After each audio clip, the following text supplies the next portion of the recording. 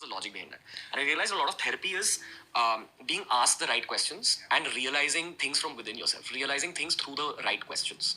Absolutely. There are so many ways in which we lie to ourselves because we are constantly adjusting. Think of it as surfing. You are not aware of all the muscles in your legs and how your balance is constantly shifting, but you still want to remain erect. You don't want to fall down. Similarly, in life, every small thing that happens to you, dost ne kuch bol diya, your mom said something to you, you are constantly adjusting your balance in order to still remain erect, to still remain confident and comfortable. Sometimes those are small lies or small biases that we have. If you're not able to do that, you'll fall. And if you keep falling down, you lose confidence in yourself that you cannot maintain balance. And then you go into a spiral. So this is like a very basic way of understanding mental health. So therapy is you're reaching out to somebody and saying, tell me again how I can maintain balance. Got it. So they teach you. Are there lifestyle factors that can You have to maintain your body in order to maintain your mind. Because otherwise you're just adding more and more stress to your mind to compensate for the lack of physical fitness. Also, I think what most people fail to understand, especially when they're in college, is that life isn't easy.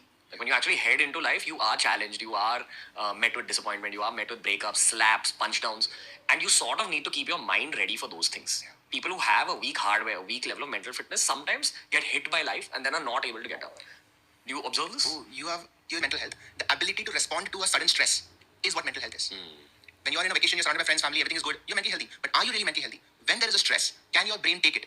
That is what defines mental health. So all this what you're trying to do when you say go for a run every day. Why? You don't need to run, but you're preparing your heart for that time when you might need that extra energy. You're preparing your muscles. Similarly, mental health is you're preparing your mind for whatever time you might need it. For me, that is mental health. Mental health isn't in the best place. But let's, from today, focus on action, focus on working towards my mental fitness. Which could even begin with, let's just focus on sleep and great quality sleep. Because sleep has power. And I'd love for you to, one, explain the biology behind everything that I said. Mental health is everything. Nothing is not mental health. You going for a run is mental health. You eating that bag of chips is mental health. Everything affects your brain. So there is nothing outside of the mental health scheme. The important thing about sleep is that sleep is when toxin accumulation that happens over many years, which is one of the things that they say leads to Alzheimer's. Wow. So it's very, very important that you get good sleep. I'm tripping out a little bit on you, dude. I'm really enjoying this. Teenagers of today can just get access to this information, bro. You know what? I don't think information is the problem anymore. I think it is about developing the state of mind where all the information can stick. That is the challenge today. Retention, appreciation of what you have. 500 years ago, we were living in an age of the problem was access to information. But now there's an excess of information available. So information is no longer the problem. The problem is what do we do with all this information? So then you might equate something very useful with something not useful and say, dono YouTube pe. Kya hi farak padta hai? 100%. We have a common friend, my brother Raj Shamani. Like what I earlier on was addressing the hardware side of things, was addressing mental fitness, or what we call mental toughness, which you hear the superstars of the world speak about. Be it David Goggins, be it Joe Rogan, be it Kevin Hart, be it Indra Nooyi, be it the CEO we had of Radhika Gupta, be it your 200th recording, everyone's highlighted mental fitness, mental toughness. What I love about is that when you're going very deep into a subject, it's also wise to take a step back and see it from another lens. Definitely see it from the lens of modern day therapists, but also see it from the lens of modern day neurologists. In the middle ground between hardware and software, how do we find the middle ground between discipline and empathy? Because now we are stressing too much on the empathy side of it. Feel. Legs are strong. Balancing is easier. It's not just surfing is not just a state of mind. You need to work out your legs. You need to work your back muscles. I have a friend who does air pistol shooting, and he spends 2 hours every day just working on his lower back because apparently you need that kind of tone in your muscles to just stand straight and pull the trigger. Similarly, in mental health, a lot of your basic hardware requirements should be taken care of, which is sleep and diet and exercise. If your hardware is proper, suddenly the software seems to be working much better. Yeah, so we used to get a lot of criticism for this early on, but I feel the neuroscience wave hadn't hit the general public. Where we used to promote the idea of mental fitness. So what is that? That was a sort of a cute, syllable term that I had developed from my own experience. Because I'd see my friends around me who didn't take care of their physical health. Didn't go to the gym, ate whatever they wanted, smoked a lot, drank a lot. I also drank a lot, but I'd balance it out, with a lot of working out, lots of cardio, great sleep, lots of meditation, which I also feel is one of those hardware polishing tools. Beautiful. And I'd always see that definitely I had my ups and downs with mental health, but I was able to pull myself out of those downs much more easily.